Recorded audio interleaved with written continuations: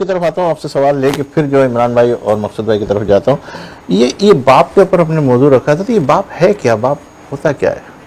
سبحان اللہ، اعوذ باللہ من الشیطان الرجیم، بسم اللہ الرحمن الرحیم. قال اللہ تعالیٰ فی القرآن المجید وبالوالدین احسانا آمنت باللہ صدق اللہ العظیم. تمام تعریفیں اللہ رب العزت کے لیے جو کہ خالق کائنات ہے. اللہ خود السلام میرے آقا حضرت محمد صلی اللہ علیہ وسلم کی ذات پر، جو کہ اللہ کے محبوب اور اللہ نے انہیں رحمت للعالمین بنا کر بھیجا. باپ وہ ایسی چھاؤں ہے جس چھاؤں کے تلے ہر غم، ہر پریشانی جو ہے وہ سایہ دار درخت کی طرح ہوتا ہے کہ وہ اپنے اندر سمو لیتا ہے، لیکن اس کے سائے میں آنے والوں کو کوئی پریشانی نہیں ہوتی.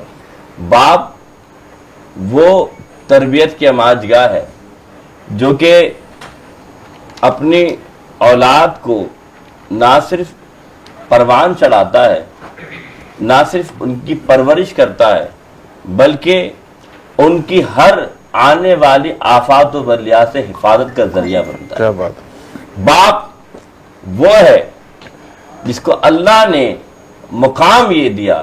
میرے نبی فرماتے ہیں باپ کی رضا میں اللہ کی رضا ہے، باپ کی ناراضگی میں اللہ کی ناراضگی. باپ وہ ہے جس کے بارے میں میرے آقا نے فرمایا. کیا فرمایا؟ اللہ کے رسول فرماتے ہیں اگر تم چاہتے ہو کہ تمہاری دعائیں قبول ہو جائیں، جاؤ اپنے باپ کے پاس، باپ سے دعا کے لیے کہو.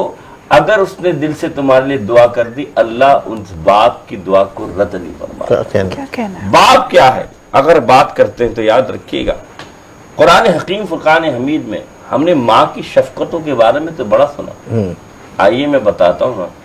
جب یعقوب علیہ السلام کے بیٹے حضرت یوسف علیہ السلام بچھڑے تو کتنا باپ نے رویا، اتنا رویا کہ آنکھوں سے بینا ہی چلی گئی.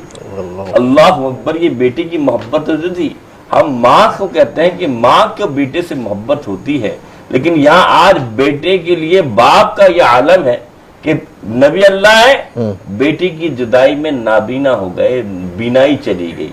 اور بینائی کب آئی؟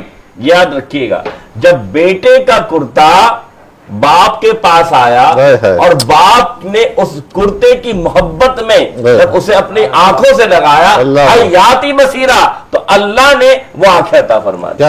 آنکھیں تو پہلے بھی اللہ تعالیٰ کر سکتا تھا. آنکھیں کیونکہ وہ تو ان اللہ علی کل شیء قدیر، اللہ تو ہر شے پر قادر ہے، لیکن رب نے یہ کیا دکھایا کہ جب بیٹے کا بیٹا نہیں ملا، ابھی بیٹے کا جسم مس نہیں ہوا، ابھی بیٹے سے ملاقات نہیں ہوئی، صرف بیٹے کا کرتا پہنچا ہے. اس کرتے میں یہ اللہ نے کمال کر دیا کہ جو بینائی اتنے دنوں سے نہیں آ رہی تھی، اس بیٹے کی کرتے کی مس سے وہ بینائی آ گئی. اب یہ بات، اب آپ ہماری عیدیں، ایک عید تو بیٹے کی قربانی کی وجہ سے ہی ہوتی نا. بات اتنی تھی، حضرت ابراہیم کی بیٹے تھے حضرت اسماعیل، اللہ نے حکم دیا کیا کہ بیٹے کی قربانی کرنی ہے. اب باپ، ماں تو تڑپتی ہے بیٹے کے لیے، آج باپ تڑپ رہا ہے، آج باپ کی آزمائش ہے. ذرا غور کیجئے گا، اگر یہاں ماں کی آزمائش ہوتی تو سمجھ میں آتی، جیسے بی بی مریم کے سامنے معاملہ تھا عیسیٰ علیہ السلام کا، لیکن آج باپ کی آزمائش ہے. اب یہ کہا جاتا ہے کہ نہیں، باپ کا دل بڑا سخت ہوتا ہے، باپ تو سخت لہجہ اختیار کرتا ہے، باپ تو بچوں کو صرف ڈانٹتا ہے، باپ تو اتنا فکر نہیں ہوتا جتنی ماں فکر مند ہوتی ہے. یاد رکھیے گا یہ دونوں لازم و ملزوم ہیں.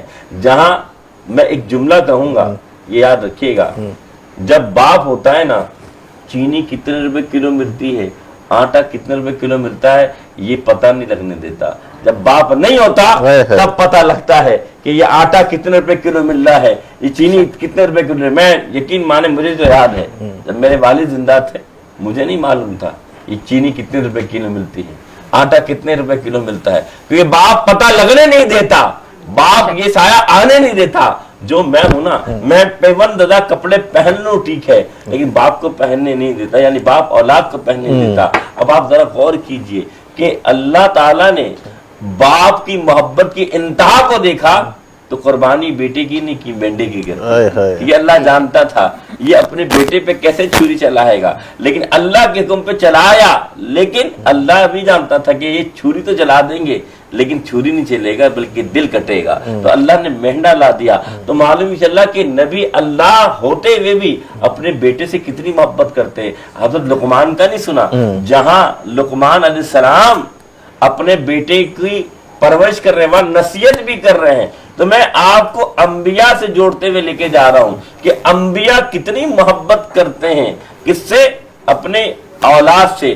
اب آئیے، میرے نبی کسی مرد کے باپ نہیں ہے، لیکن یاد رکھیے گا میرے نبی کی شفقت بتا رہا ہوں کہ شفقت ہوتی کیا ہے۔ حضرت عبد الرحمن بن عوف رضی اللہ تعالیٰ عنہ، اللہ اکبر، اللہ کے رسول کے جلیل القدر صحابی ہیں،